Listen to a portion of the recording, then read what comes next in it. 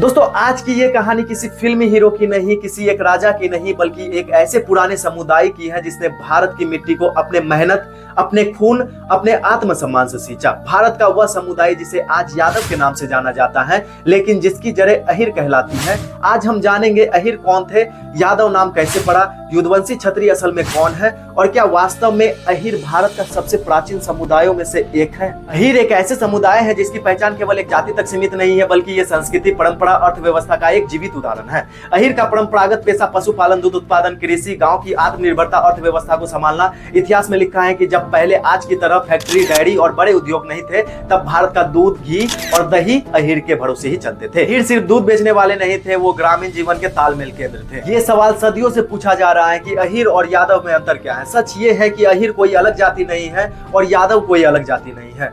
दोनों एक ही पहचान के दो नाम है। यादव नाम भगवान श्री कृष्ण से जुड़ा हुआ है और श्री कृष्ण को इतिहास में अहिर राजा, ग्वाला राजा, युद्धवंशी राजा कहा गया है। इसीलिए धीरे धीरे समाज ने अहिर के साथ साथ यादव नाम को गर्व से अपना लिया। इतिहासकारों और पुराणों में युद्धवंशी सूर्य वंश, चंद्र वंश के साथ साथ एक बड़ा राजवंश भी माना गया है।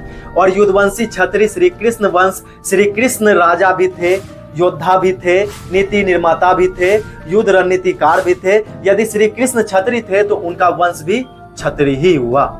अहिर समाज का बड़ा वर्ग अपने आप को युद्धवंशी क्षत्रिय मानते हैं, पर याद रखें, क्षत्रिय होना तलवार से नहीं बल्कि कर्तव्य से पहचाना जाता है। और अहिर ने भारत के इतिहास में राज चलाए, युद्ध लड़े और सीमाएं बचाई, गांव को बचाया। अहिर भारत के इतिहास में केवल ग्रामीण क्षेत्र में ही नहीं रहते हैं, बल्कि पूरे भारत देश में रहते हैं। जैसे अहिरवाल देश, उत्तर भारत, यह क्षेत्र अहिर के प्रमुख केंद्र थे। महाराष्ट्र में यादव राजवंश, ये देवनगरी के यादव थे। ये वही राजवंश था जिसने शक्तिशाली राज्य चलाया। और हरियाणा अहिर, वलरेवड़ी, महेंद्रगढ़, नासिरपुर, आज भी अहिर पूरे भारत देश में पाए जाते हैं। राजस्थान, भरतपुर, अलवर, जहां अहिरों ने अपने किले बनवाए थे। 1857 की क्रांति में अहिर ने केवल समर्थन नहीं किया बल्कि वो नेतृत्व भी किया। अहिर रेजिमेंट आज भी भारतीय सेना में गर्व की पहचान है।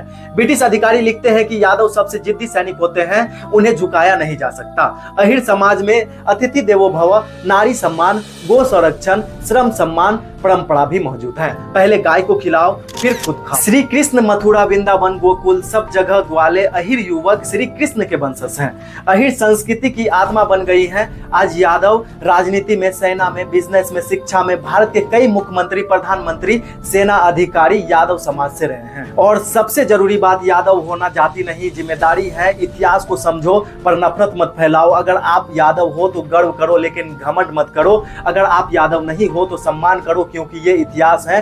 ये वीडियो नफरत फैलाने के लिए नहीं, पहचान के लिए है। अगर आप चाहते हैं ऐसे ही कहानियां तो लाइक करें, सब्सक्राइब करें।